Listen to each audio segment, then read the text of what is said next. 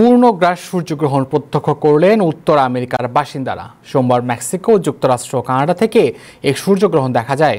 প্রথম আংশিক সূর্যগ্রহণ দেখা যায় মেক্সিকোর পশ্চিম উপকূল থেকে স্থানীয় সময় বেলা 11:07।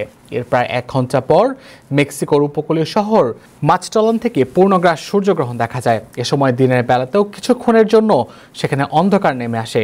মেক্সিকোর পর যুক্তরাষ্ট্রের টেক্সাস অঙ্গরাজ্য থেকে সূর্যগ্রহণ দৃষ্টিগোচর হতে শুরু করে।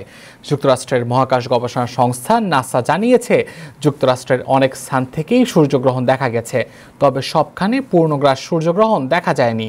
নিউ ইয়র্কের জ্যাকসন হাইটস এলাকায় সূর্যগ্রহণ দেখতে জড়ো হয়েছিলেন বিপুল সংখ্যক মানুষ। তারা বিপুল উচ্ছ্বাসে প্রকৃতির এই বিরল ঘটনা প্রত্যক্ষ করেছেন। যুক্তরাষ্ট্রের পর কানাডায় সূর্যগ্রহণ দৃশ্যমান হয়। দেশটির অন্টারিও প্রদেশের সূর্যগ্রহণের সময় অন্ধকার নেমে আসায় সড়ক বাতি জ্বালিয়ে দেওয়া হয়।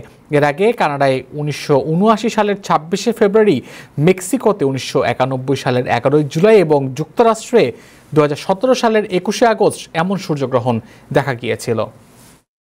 আমরা সূর্যগ্রহণ দেখতেছি, খুব ভালো লাগতেছে, সবাই এনজয় করতেছে, বা আমাদের বাঙালি সোসাইটি যারা আছেন সবাই এখানে আছি, আমরা উপস্থিত, খুব ভালো লাগতেছে। সূর্যগ্রহণটা দেখতে পেরে আসলে আমরা খুবই অভিভূত যে এরকম দৃশ্য দেখাটা আসলে বিরল। আগামী 500-400 বছরে আবার দেখতে পারবো কিনা বা বেঁচে থাকবো কিনা আমরা জানি না। সূর্যের যে একটা অন্যরকম একটা রূপ, যেটা ইচ্ছা করলেই আমরা বছর পর বছর দেখতে পাই না, এটা আবার আগামী 50 বছর পরে আসবে।